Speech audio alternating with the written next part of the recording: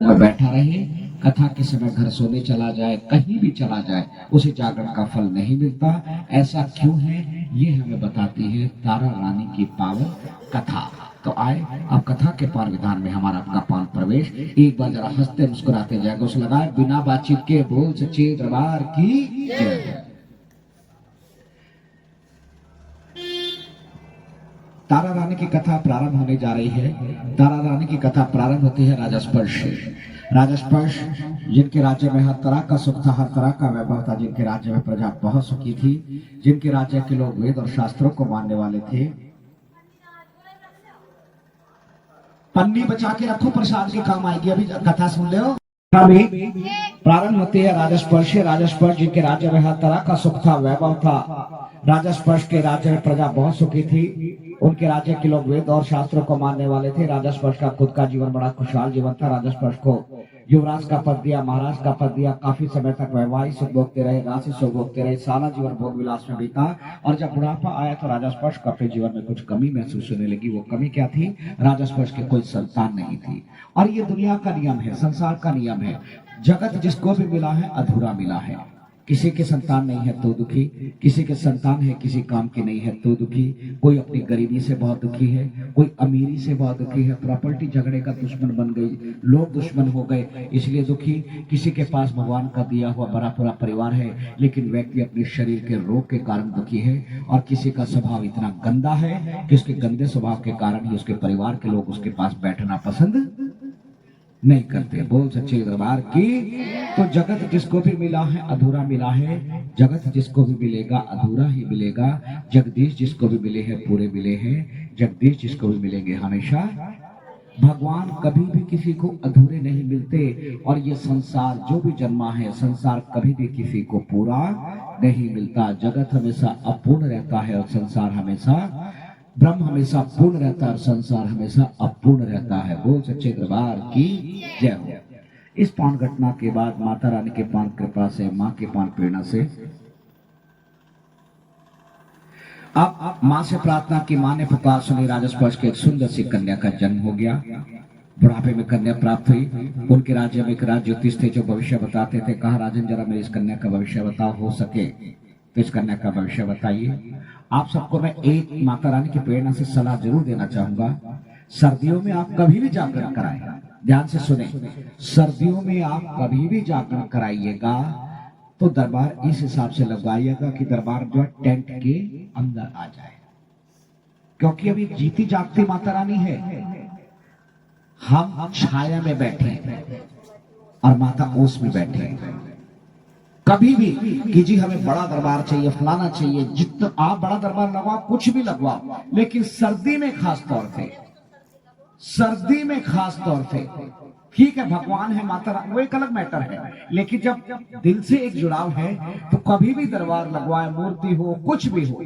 जैसे हमें एक छाया चाहिए कि ओस ना पड़े या कुछ ना पड़े, इस बात का हमेशा ध्यान रखिएगा। जिनको हम बुला रहे हैं उन्हें किसी भी तरह का कष्ट ना।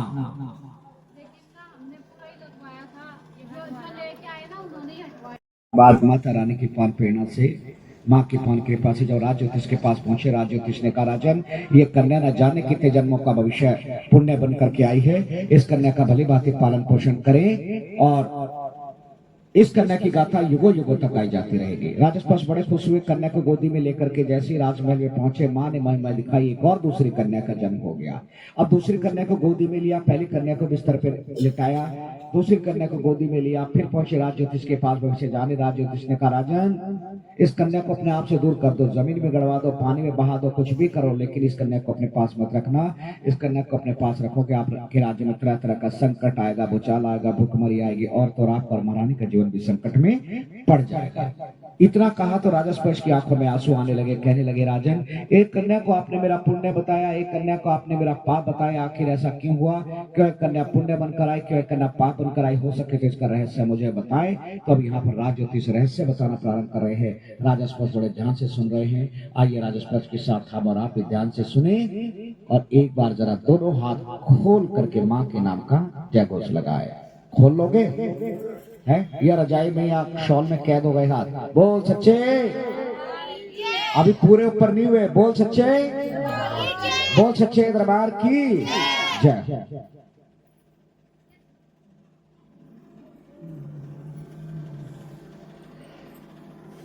बोल सच्चे दरबार की जय हो। नहीं लग रहा है, बिल्कुल रामायण के पात्र लग रहे हैं।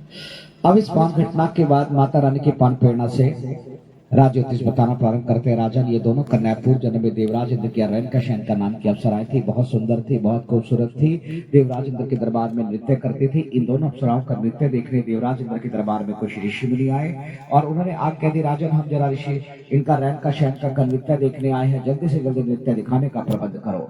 देवराज इंद्र ने रेणुका शयन के महल में दूत भेजा और कहा, सज धज कर जल्दी से जल्दी आओ, आज तुम्हें ऋषि मुनियों के आगे नृत्य करना है। रेणुका शयन का अप्सराओं को पता लगा कि हमें ऋषि मुनियों के आगे नृत्य करना है, तो तुरंत मना कर दिया और कहा जाओ, दूत को भेज दिया वापस, कहा जाओ देवराज इंद्र से क्षमा मांगना और कहना कि हम बूढ़े लोगों के आगे नृत्य नहीं करते। जब इतना कहा तो सबने इसको सबको बुरा लगा, सबने से अपना अपमान समझा, सबने से अपना अपमान समझा। और जब सबने से अपना अपमान समझा तो ऋषि मुनि ने तो शाप दे दिया, जाओ रेणुका शयन का, तुम्हें अपने नृत्य पर इतना घमंड है, बेटा आवाज नहीं बिल्कुल, कि तुम्हें अपने नृत्य पर इतना घमंड है, जाओ अपने किए का फल इस मृत्यु लोक में आकर भोगो। देखो कुछ भी आ जाए इंसान के पास, अगर सफलता आने लगे, दौलत आने लगे, शौहरत आने लगे, कुछ विद्वता आने लगे, तो प्रभु का धन्यवाद करिएगा और थोड़ा अपनी बुद्धि को संभाल कर रखिएगा। क्योंकि जब कोई भी कुछ भी अच्छी चीज, कुछ भी सफलता आती है, उस सफलता के साथ साथ आदमी का धीरे धीरे दिमाग खराब होना शुरू हो जाता, पतन होना शुरू। और जब भी कोई चीज आती है तो इंसान जो बहुत सरलता से जी रहा था, वो अब अभिमान में गुब्बारे की तरह, जैसे हवा भरती है गुब्बारे में, वैसे उसके अंदर भी हवा भरने लगती है, गुब्बारे की तरह हवा में वो भी उड़ने लगता है। लेकिन वो ये भूल जाता है, कितने नादान है ये गुब्बारे जो चंद सांसों में फूल जाते हैं, जरा सा आकाश में क्या उड़े अपनी औकात। जिस दिन हवा निकल गई तो सारी हेकड़ी भी निकल जाती है। बोल सच्चे अच्छी भली स्वस्थ में थी, गलत आचरण के कारण ऋषियों से शापित हुई, मृत्यु लोक में आई और मृत्यु लोक में आकर दोनों की दोनों अप्सराएं बहनें बनी, नंदा और सुनंदा नाम की बहनें बनी। हर तरह का व्रत पूजा अनुष्ठान करते हुए धीरे धीरे बड़ी होने लगी और बड़ी होने लगी और बड़ी होने लगी। युवा हुई, एक दिन दोनों बहनों ने एकादशी का व्रत रखा। भोर में उठी, घर के आंगन को गोबर से लिपा, साफ सफाई की सारी व्यवस्था की। सुबह हो गई, दोपहर हो गई, शाम हुई तो बड़ी बहन ने छोटी बहन को कुछ पैसे दिए कि जाओ जरा बाजार से कुछ फल वगैरह ले आओ। छोटी बहन चंचल स्वभाव की थी, बाजार में देखा खाने पीने की चीजें हैं, एक जगह खुशबू इतनी अच्छी लगी, अपने हिस्से की थी उसने बाजार में खा ली, अपनी बहन के हिस्से की चीज को दोने में रखकर वापस घर आ गई। अब खाने पीने में उनका विवेक चला गया, उन्हें ये ध्यान नहीं रहा कि हमें क्या खाना है और क्या नहीं खाना है। देखो ऐसे व्रत का कोई फायदा नहीं कि आप कहने को तो आपने कुछ नहीं खाया और ध्यान आपका सारा दिन खाने पीने में लगा रहा। और खाने पीने के नाम पर आज तो व्रत है, चलो 2 केले दे दो, केले भी अंदर चले गए, चलो थोड़ा सा चाय बना दो, चलो चाय भी पी ली, चलो थोड़ा सा दूध का गिलास कर दो, दूध का गिलास भी कर दिया, चलो मखाने की खीर बना दो, मखाने। कहने को व्रत है और अंदर सब कुछ। व्रत का मतलब अगर नियम से पालन कर सको, व्रत में पानी भी नहीं पीना चाहिए शरीर को। इसीलिए तो व्रत का मतलब क्या है कि आप पानी भी, ये तर्क ना दे, नहीं नहीं जी व्रत तो रखा नहीं जाता, चलो चाय तो ले सकते हैं, वो ट्रेंड चल गया चाय का। लेकिन अगर दिल से व्रत रखना है तो पानी भी मत पिए, इतनी वो रखनी पड़ेगी आपको, ठीक है। नहीं तो किसी डॉक्टर ने नहीं बताया, नहीं रखा जाता, आप खा पी करके भजन करें। भगवान को आपके भूखे रहने से किसी चीज से कोई लेना देना नहीं है, वो केवल हमारे प्रेम का भूखा है। बोल सच्चे दरबार की। और खा करके भजन करने से भगवान से प्रेम कोई कम नहीं होता। व्रत रखें तो नियम से रखें, फिर ये नहीं कि 4 बार चाय चल रही है, रखो नियम से, वरना जयराम जी की। बोल सच्चे। हाँ, किसी की दवाई चल रही है, मरीज है या कोई, उनकी बात एक अलग हो सकती है। बोल सच्चे दरबार की।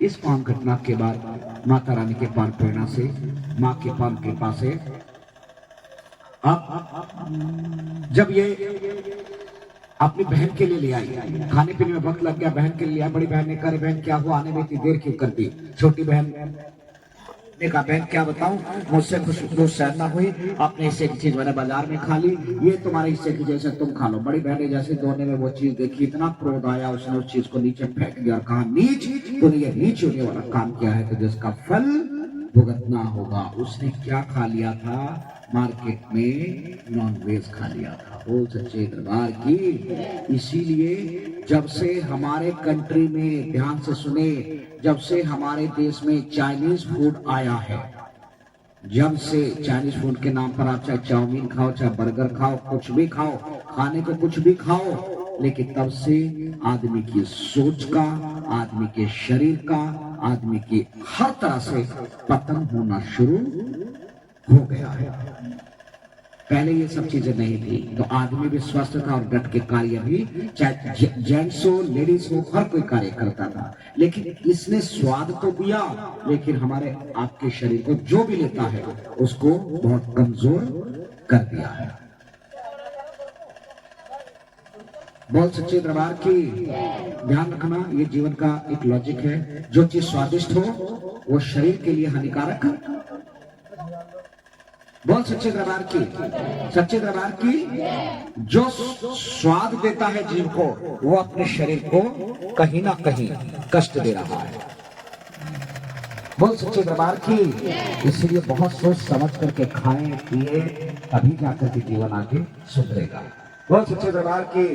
ये क्या हाल बना रखा है, थोड़ा चुस्त होकर के बैठो। बोल सच्चे दरबार की, सच्चे दरबार की जय। इस पावन घटना के बाद माता रानी के पावन प्रेरणा से, माँ के पावन कृपा से, अब यहाँ पर बड़ी बहन ने जैसी चीज को फेंका, कहा नीच होने वाला काम किया। छोटी बहन पैरों में गिर पड़ी, कहा ये पाप मुझसे अनजाने में हुआ, मेरा पाप कैसे कम होगा।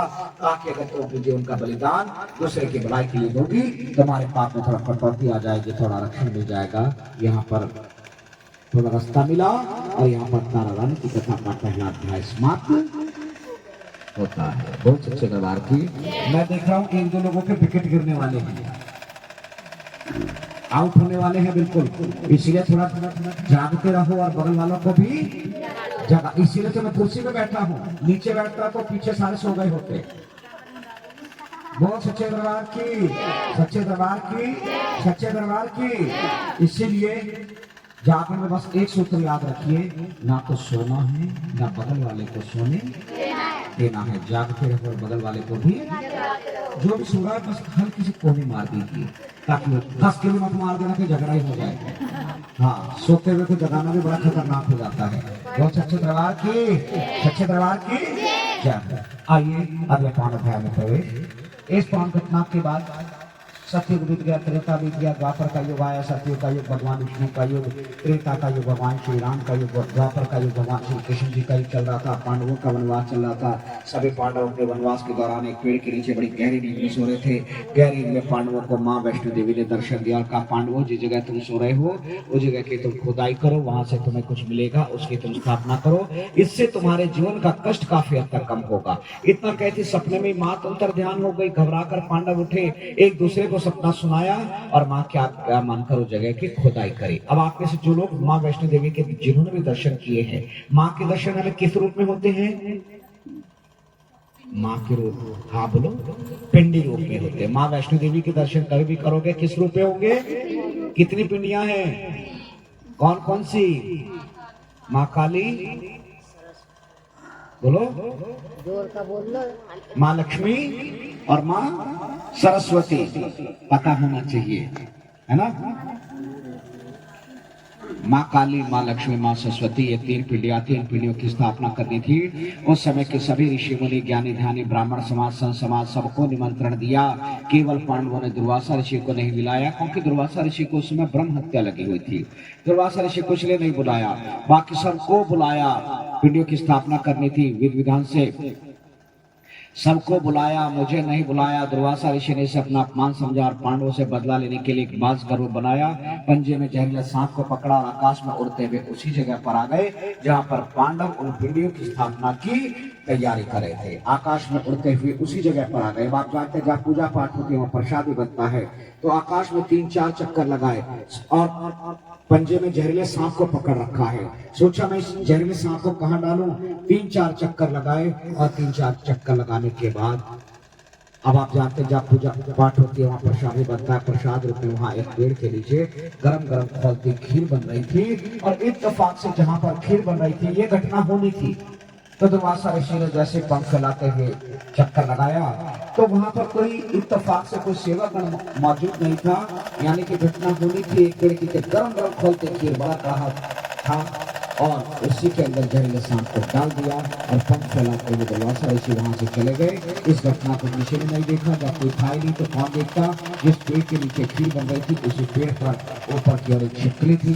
ये वही छिपकली थी जिसने काशी के दिन नॉनवेज आदि खा लिया था। और देखो उसकी गलती को क्षमा नहीं किया जबकि पूजा पाठी थी और वो न जाने कितनी योनियां भुगतते हुए आज छिपकली की योनि में है। जैसा कहा जाता है कि 84 लाख योनियां है।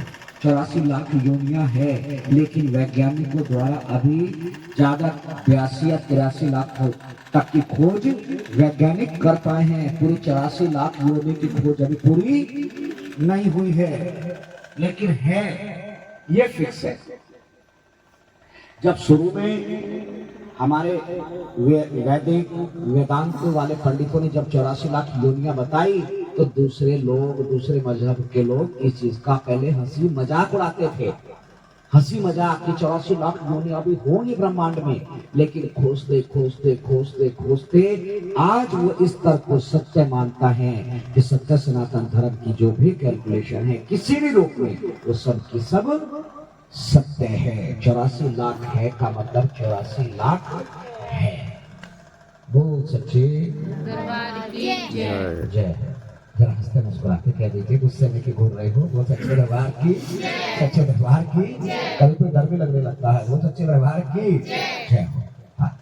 इस पावन घटना के बाद माँ के पान प्रेरणा से जब वो छिपकली उस कोई बात याद थी कि अगर मैं अपने जीवन का बलिदान दूसरे के भलाई के लिए दूंगी तो जैसे सेवकगण की निगाह छिपकली पर पड़ी और छिपकली ने तुरंत गरम गरम खोलती खीर के अंदर छलांग लगा दी। लोगों ने अल्लाह मचा दिया। प्रसाद में छिपकली गिर गई, छिपकली गिर गई। जितने मुंह उतनी बातें और उल्टा लोगों ने उस छिपकली को शाप दे दिया।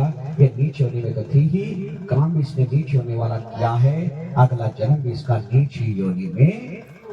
हमारे आपके साथ भी ऐसा हो जाता है कभी कभी। भलाई के बदले में कभी कभी मिठाई मिल जाती है। मिठाई आजकल कोई नहीं खिलाता। नेकी कर और दरिया में डाल। मिठाई के चक्कर में रहोगे तो हमेशा घाटे में रहोगे। आज का जो युग है गिव एंड टेक का है।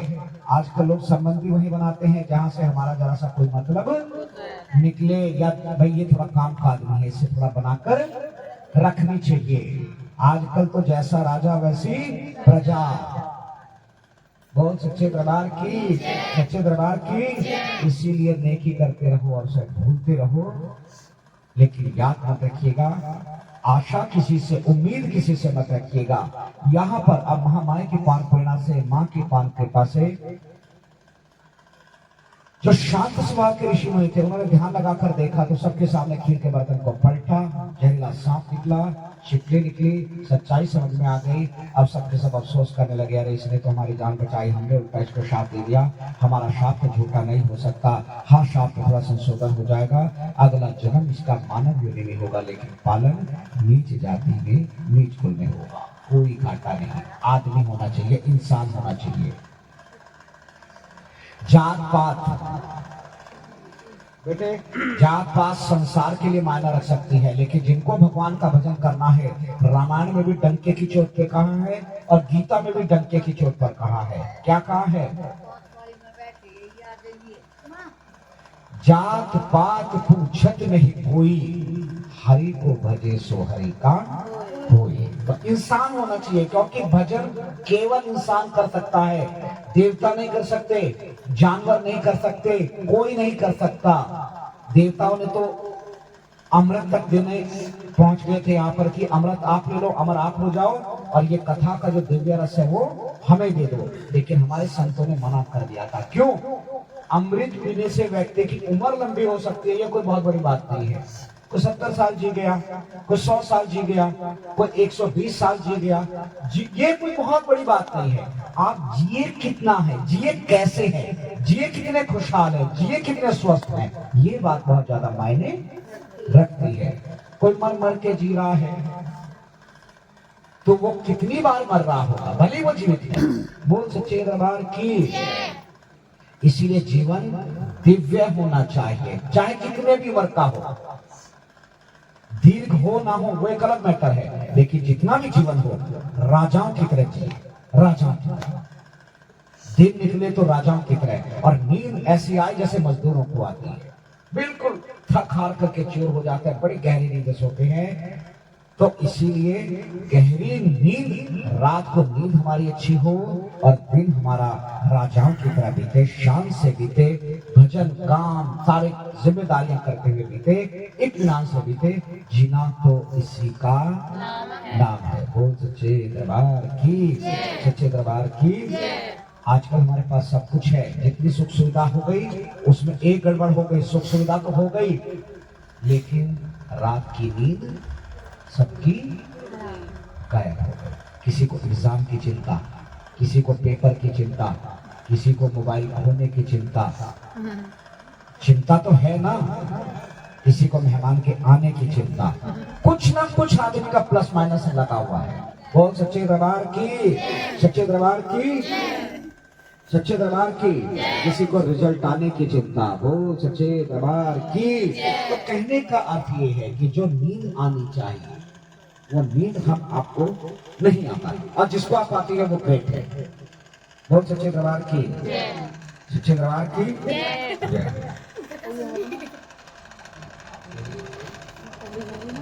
अगला जन्म तो मानव योनि का होगा, पालन नहीं जाते नीच कुल में होगा। यहाँ पर तारादान की कथा का दूसरा पावन अध्याय